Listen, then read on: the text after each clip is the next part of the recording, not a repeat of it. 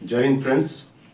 अभी हाल ही में अपना इंडियन एयरफोर्स का एक Tejas aircraft Dubai international air show में क्रैश हुआ है, जिसपे अपना जो विंग कमांडर नमंग सर का सैड डिमाइस हो गया है।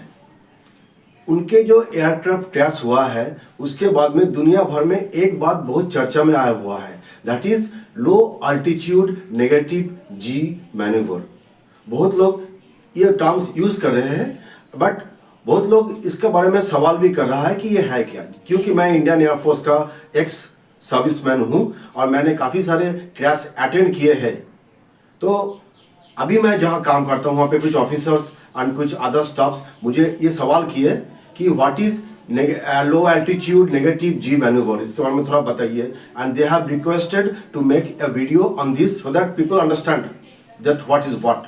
ओके, क्या चीज़ है ये? जब पायलट जॉयस्टिक को नीचे करता है तब क्या होता है, एयरक्राफ्ट का नोज नीचे होता है, ठीक है। एंड तब पायलट और एयरक्राफ्ट दोनों के ऊपर ही नेगेटिव जी का इफेक्ट लगता है। 1 G is equal to 9.8 metre per second square, that's the rate of acceleration, ठीक है। एंड जब पॉजिटिव जी होता है तब क्या, जब पायलट जॉयस्टिक को अपने तरफ खींचता है, पुल अप करता है, तब ये एयरक्राफ्ट का नोज अप होता है, तो ये होता है पॉजिटिव जी, ठीक है। अब क्या होता है, लो एल्टीट्यूड नेगेटिव जी डेंजरस होता है, क्योंकि उसमें अल्टीट्यूड कम होता है। कि ऑलरेडी मैं बता दिया, लो अल्टीट्यूड और नेगेटिव जी अल्टीट्यूड कम होता है। अल्टीट्यूड कम मतलब धरती जल्दी से नीचे आ रहा, ऊपर आ रहा है, एयरक्राफ्ट नीचे जा रहा है, तो पायलट के पास टाइम कम होता है। एंड रिकवरी का जो मार्जिन है ये ऑलमोस्ट ऑल जीरो होता है।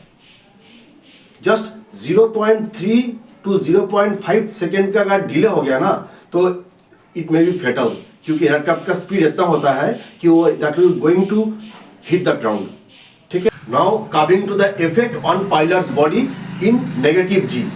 सबसे पहले क्या हो सकता है, रेड आउट हो सकता है, पायलट का जो विजन है वो लाल हो सकता है। नंबर 2 क्या हो सकता है, डिसओरिएंटेशन। एविएशन मेडिसिन में दिस इज कॉल्ड स्पैचियल डिसओरिएंटेशन, ठीक है। नंबर 3, क्योंकि रेड आउट हुआ, डिसओरिएंटेशन हुआ, फिर रिकवरी भी तो करना है। जब तक पायलट का ओरिएंटेशन आता है तब तक रिकवरी टाइम, रिएक्शन टाइम बहुत स्लो हो जाता है। एयर शो में आमतौर पे एयर शो में बेटर एरोबेटिक्स एंड एक्रोबेटिक्स के लिए स्पीड 600 से 800 किलोमीटर पर आवर होता है, and they fly at very low altitude so that जो स्पेक्टेटर्स बैठे हुए हैं वो उनका कंप्लीट आउटपुट देख सके, and this is a product to be sold. क्योंकि स्पीड 600 से 800 किलोमीटर पर आवर है, हाफ सेकेंड में भी एयरक्राफ्ट लगभग 200 metre area, 200 metre distance cover करता है। That means half second delay भी अगर हो जाता है, this is fatal. To the effect on aircraft, कुछ इफेक्ट तो एयरक्राफ्ट में भी होगा नेगेटिव जी में।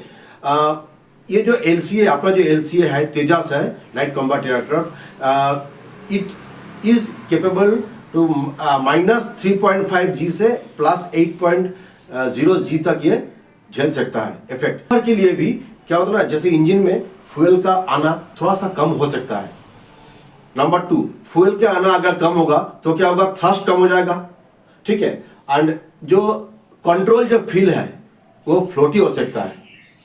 एलिवेटर जो रिस्पॉन्स, जब पुल अप करेगा तो एलिवेटर जो रिस्पॉन्स, एलिवेटर ढंग से काम करेगा तभी तो वो पुल अप करेगा, है कि नहीं। तो एलिवेटर रिस्पॉन्स थोड़ा सा डिले हो सकता है या थोड़ा कम हो सकता है, तो कि क्या होगा, एयरक्राफ्ट लिफ्ट कम लेगा या फिर लिफ्ट में कुछ दिक्कत होगा, ठीक है। एंड सबसे बड़ा रिस्क क्या होता है, recovery time. Negative G manoeuvre में होता क्या है, पहले क्या होगा, नोज नीचे की तरफ जाएगा, अल्टीट्यूड लूज होगा, ठीक है। फिर रिकवरी के लिए पायलट उसको पुल अप करेगा, एंड क्या होगा ना, क्योंकि उसमें क्या, जब पुल अप करेगा तो पॉजिटिव जी लाएगा, ठीक है। लेकिन अगर अल्टीट्यूड कम है तो क्या होता है, तो एयरक्राफ्ट के पास पुल अप के लिए सफिशिएंट टाइम एंड स्पेस बचते नहीं है, एंड पॉसिबिलिटीज होता है कि ग्राउंड हिट कर जाए। एक और चीज है जो अभी तक कोई एजेंसीज बताए नहीं है, एक और फैक्टर है, दुबई जो है इलाका that is hot and humid है, ह्यूमिड नहीं है, हॉट है, ड्राई है। तो ड्राई में एयर पॉकेट बहुत ज़्यादा होता है, जगह जगह पे एयर पॉकेट होता है, जहाँ पे एयर में कोई एयर का सपोर्ट एयरक्राफ्ट को मिलता नहीं है। नॉर्दर्न इंडिया में जब फ्लाई होता है तब हर एयरक्राफ्ट को एयर पॉकेट का सामना करना पड़ता है। समटाइम्स ये भी हो सकता है कि अपना जो तेजस एयरक्राफ्ट उस पर्टिकुलर टाइम में एयर पॉकेट में गिर गया था, एंड जब पायलट ने पुल अप किया तब वो पुल अप ढंग से लिया नहीं, and hit has hit the ground. Pilot ने तो बहुत कोशिश किया, एंड कोशिश किया ही होगा। He is a master green pilot and he is a test pilot, वो highly decorated Indian air force officer wing commander Namansh, and so many hours of flying experience accident free. तो उनके हाथ में तो एयरक्राफ्ट सेफ ही है, बट अगर कुछ चीजें ऐसे होता है एयर पॉकेट वगैरह जहां पे इंसान का कुछ खास नहीं कर सकता है, तो शायद ऐसे भी कुछ हुआ होगा। अभी लो एल्टी में अभी हम जो बात कर रहे थे कि नेगेटिव जी मैन्यूवर करना मतलब जमीन के जस्ट ऊपर हाई रिस्क स्टंट लेना है। नोज ड्रॉप होता है, स्पीड बढ़ता है क्योंकि धरती खींच रहा है, पायलट को रेड आउट हो सकता है, पायलट को डिसोरिएंटेशन हो सकता है, और रिकवरी के लिए अल्टीट्यूड बहुत कम बचता है या बचता ही नहीं है। एक छोटी सी गलती या छोटी सी डिले फेटल हो सकता है। नमंग सर को Tejas crash this is under inquiry है, रिपोर्ट अभी पब्लिक हुआ नहीं, या फिर कभी भी शायद पब्लिक ना हो, बट एक चीज है, जो रिपोर्ट आएंगे उस पर डेफिनेटली वर्कआउट करेंगे, वर्कआउट किया जाएगा। हर क्रैश, जब अमेरिका का F-35, F-22 ये सब क्रैश हुआ था, they have never seen it as a negative aspect.